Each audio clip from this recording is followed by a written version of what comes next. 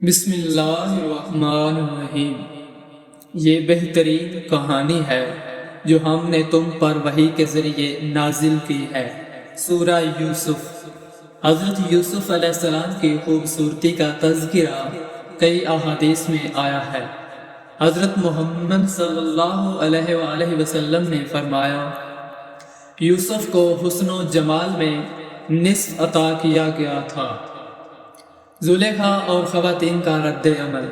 جب زلیخا نے عورتوں کو ان کے حسن کا نظارہ کروایا تو وہ حیرت زدہ رہ گئی اور اپنے ہاتھ کاٹ بیٹھی۔ قرآن کہتا ہے، یہ بشر نہیں، یہ تو ایک معزز فرشتہ ہے۔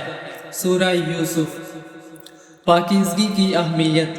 زلیخا کے مکر کے باوجود حضرت یوسف علیہ السلام نے اللہ سے دعا کی، اے میرے رب، قید مجھے اس سے زیادہ پسند ہے جو یہ مجھے بلا رہی ہے۔ سورہ یوسف۔ حضرت علی علیہ السلام کا فرمان ہے، انسان کا سب سے بڑا جہاد اپنی خواہشات کے خلاف لڑنا ہے۔ ہماری زندگی کے لیے اس میں سبق یہ ہے کہ آج کے دور میں نفس پر قابو پانے کے لیے ہمیں تقوی اور دعا کو اپنی زندگی کا حصہ بنانا ہوگا۔ حصہ دم صبر استقامت کی مثال۔ حضرت یوسف علیہ السلام کا جیل میں وقت۔ حضرت یوسف علیہ السلام کو جھوٹے الزام میں قید کیا گیا، لیکن انہوں نے جیل میں رہتے ہوئے بھی اللہ کا ذکر جاری رکھا اور قیدیوں کو دین کی تعلیم دی۔ بے شک اللہ صبر کرنے والوں کے ساتھ ہے۔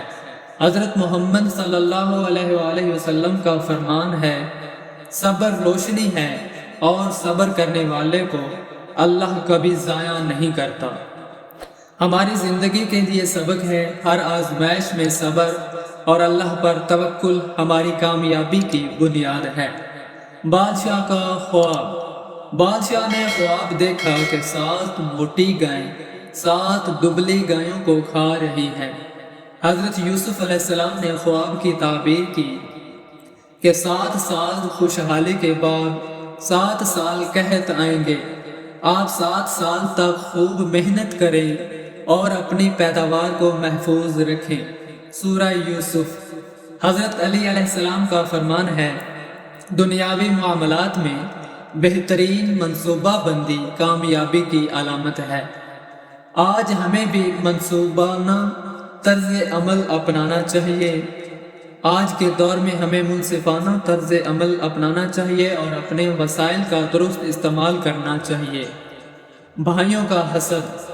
حضرت یوسف علیہ السلام کے بھائیوں نے انہیں کنویں میں پھینک دیا، لیکن انہوں نے انہیں معاف کر دیا۔ معافی کی فضیلت۔ قرآن کہتا ہے، معاف کر دینا اور درگزر کرنا اللہ کے نزدیک بہتر ہے۔ حضرت محمد صلی اللہ علیہ وآلہ وسلم کا فرمان ہے، جو اپنے بھائی کو معاف کرتا ہے اللہ اس کی خطائیں معاف کرتا ہے۔ ہماری زندگی کے لیے سبق یہ ہے کہ معافی دل کو سکون دیتی ہے اور تعلقات کو مضبوط کرتی ہے۔ کہانی کے عملی اسباق۔ اپنی زندگی میں حضرت یوسف علیہ السلام کی مثالوں سے سبق ہمیں یہ ملتا ہے، پاکیزگی کو اپنانا اور حرام خواہشات سے بچنا، صبر اور توکل کو اپنی زندگی کا حصہ بنانا چاہیے، انصاف اور حکمت عملی کے ساتھ زندگی گزارنا چاہیے، دوسروں کو معاف کرنا اور تعلقات میں محبت کو فروغ دینا چاہیے۔ حضرت محمد صلی اللہ علیہ وآلہ وسلم کا فرمان ہے، مومن وہ ہے جو دوسروں کے لیے وہی پسند کرے جو اپنے لیے پسند کرتا ہے۔ اللہ تعالیٰ قرآن مجید میں فرماتا ہے، بے شک اللہ سے ڈرنے والے ہی کامیاب ہوتے ہیں۔ حضرت یوسف علیہ السلام کی کہانی ہمیں سکھاتی ہے کہ گناہوں کے قریب بھی نہ جایا جائے۔ قرآن فرماتا ہے، زنا کے قریب بھی نہ جاؤ کیونکہ یہ بے حیائی ہے اور بہت برا راستہ ہے۔ حضرت محمد صلی اللہ علیہ وآلہ وسلم کا فرمان ہے، آنکھ کا زنا غیر محرم کو دیکھنا ہے، کان کا زنا بری بات سننا ہے اور دل کا زنا برا ارادہ کرنا ہے۔ آج کے دور میں ہماری آنکھیں، کان اور دل بے حیائی اور گناہوں کی طرف مائل ہو سکتے ہیں، لیکن حضرت یوسف علیہ السلام کی پاکیزگی ہمیں یہ سکھاتی ہے کہ اللہ کے خوف سے خود کو کیسے بچایا جائے۔ حضرت یوسف علیہ السلام پر زلیخا نے مکر کیا، لیکن آپ نے کہا میں اللہ کی پناہ مانگتا ہوں۔ حضرت علی علیہ السلام کا فرمان ہے خواہشات پر قابو پانے والا ہی اللہ کے قریب ہو سکتا ہے۔ ہمیں یہ سمجھنا ہوگا کہ اللہ کی پناہ مانگنے اور اس کے حکم پر عمل کرنے سے ہی ہم گناہوں سے بچ سکتے ہیں۔ آج کے دور میں گناہوں سے بچنے کے عملی طریقے: آنکھوں کی حفاظت۔ حضرت محمد صلی اللہ علیہ وآلہ وسلم نے فرمایا غیر محرم کو پہلی نظر معاف ہے، لیکن دوسری نظر گناہ ہے۔ ہمیں اپنی نظریں نیچی رکھنے چاہیے اور حرام چیزوں کو دیکھنے سے بچنا چاہیے۔